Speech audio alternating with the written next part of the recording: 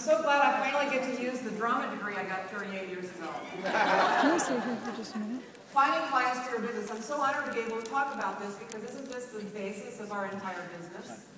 I mean, learning how to talk to people, having the confidence to bring this up to people. How many people feel like they're not real sure about that? Do you have any, is there something you're holding back? Do you feel a little bit hesitant or concepts or something? Well, we're going to talk about ways to get yourself going with that. And basically, we're going to first talk about mindset. We're going to talk about getting ready to share. What are some things you need to have going on in your noggin before you start opening your mouth? Skills, of course, and actions, the proper skills, the right kinds of actions in the right place, and so forth. I'm not going to spend a lot of time on skills and actions because, you know, we have so many tools, don't we? The new interactive videos, the entire TTS site, your habits, your business blueprint. I mean, there's so many ways. I don't want to spoon feed you because you're bright. You can go read that for yourself. So I want to spend most of my time today talking about preparing to share the correct mindset and orientation.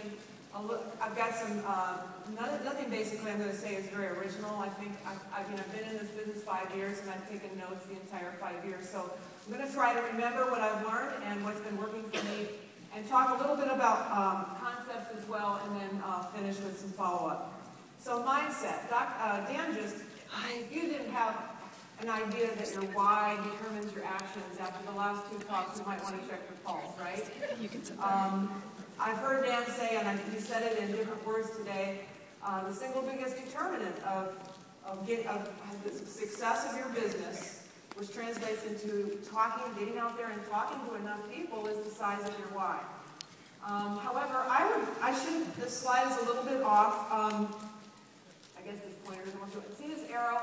I should have actually had one going back this way too.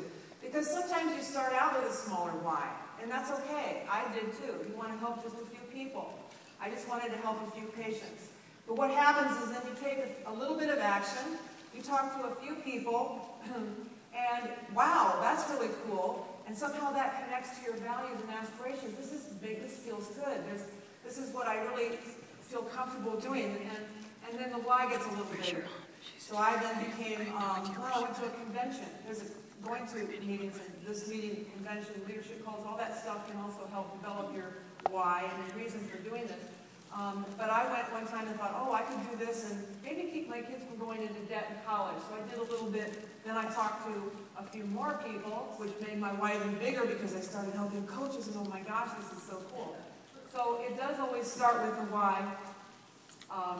And it's the minute that you realize that this business is the vehicle that can connect your highest aspirations and values to your dreams and your daily actions, it will take off.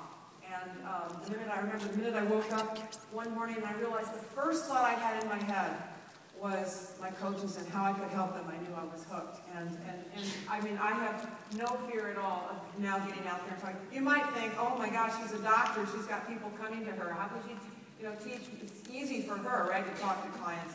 But I'll tell you something, I retired in November, and even though, when I had a bigger dream and I saw this in a bigger way, I was talking to a lot of people outside my practice. Since November, I've actually had to start doing all those things I've been telling my coaches to do all this time. And actually, it's really fun. And it's a lot more fun than even just sitting in my office and waiting for people to ask me to help them. So, understanding the offering. Again, if you were here for Dr. Anderson's talk on our offering, again, if you don't get this, you might want to check your pulse. There's also a lot of different ways that you can get this offering, and I've got some practical tips coming up. But you've got to understand to begin with, you're offering a relationship. Does anybody here think you are a diet coach? MetaFast salespeople? No. Oh, good. Okay. Well, we're going the right way. But diet coach didn't get quite a big response here, so I think sometimes this can be subtle. We think that we're offering a 5-in-1 program. We're not. We're offering a relationship. And if you're actually coming from a background of sales, that could hinder you. It's absolutely important that you understand what the relation is. In the words of Dr. Mark Nelson, this is terribly important. Optimal health, it's a choice. What's the definition of a choice? They can choose it or not. Our job is not to tell people what they should do. And as coaches, we're not ever telling people what they should do. We're telling them, we're offering them a choice, and we're asking them to make that choice. Because when they're looking for the program and they're thinking, is this program going to do it for me? All these other programs didn't do it for me. Is this the one that's going to do it for me? They've still got that locus of control outside themselves. Your job is to get them to take that control and put it right back here. That's called internal motivation. And every time you're talking to somebody about this program, if you're not thinking that way, and you're not talking about our offering in that way, you've blown it. You missed it. I mean, it's not to say you can't get better at it, but the more you can understand the true offering and what we're doing for people, this is radical, you guys. There's nothing else out there, nobody else out there that's doing this. And I must admit, I've been coming to appreciate this myself more and more over the years, but it's terribly important. We've got to get beyond thinking of this. This is very similar as the solution to the problem of obesity. I mean, we do have a crisis, and you don't talk to somebody about the color of the drapes in the dining room when the house is on fire, right? And a lot of people's houses are on fire. You saw the slide. So we talk to them about getting to a healthy weight. Yes, you do that, but you always have back here. You know the DVDs, the workbooks, DVDs. There's, at the end of every lesson, Dr. Anderson's saying there's much, much more to come. Our job is to give hope, health, and health, which means that we are creating a picture for them of what's down the road. We never say, start talking to somebody who's got deer in the headlights, look on their face, they're 200 pounds overweight, they're on a million drugs, and just had a heart attack. And eventually we should think about exercise, building your muscle mass, and supplements for longevity. No, that's down the path, right? So we meet them where they are, but a leader, which you are as a health coach, is going to paint a little bit bigger picture. So you take them where they are and you say, and then there's much, much more to come, right? So we're more than the problem of obesity, even though that's the first crisis we're trying to deal with. We're much, much more.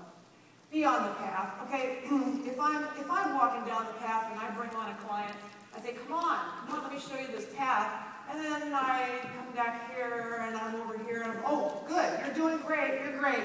How do they know where they're going, right? We have to be walking in front of them. How much integrity do we have when we regain a bunch of weight? I can see my coaches when their business starts to go flat. I can tell you that they've gained weight even if I can't see them. So to me, actually, the program and the business have become the same thing. And that might sound a little strange, but if you're not on the path, as soon as you start getting on that path and moving, you're moving towards the trilogy of health. And that's what our business gives us. So slowly, all of these pieces start to become internalized in you.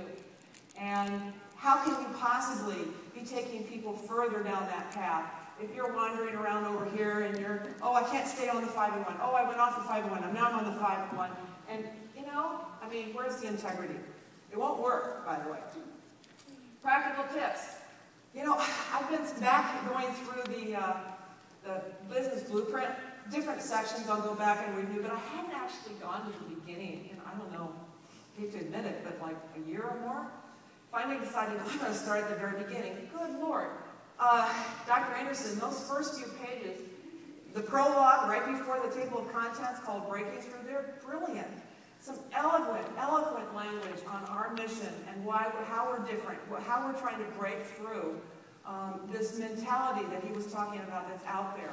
So I highly recommend it. Take the 2 minutes, but it's beautiful language, beautifully expressed on our mission. So I got a few practical tips here right for you.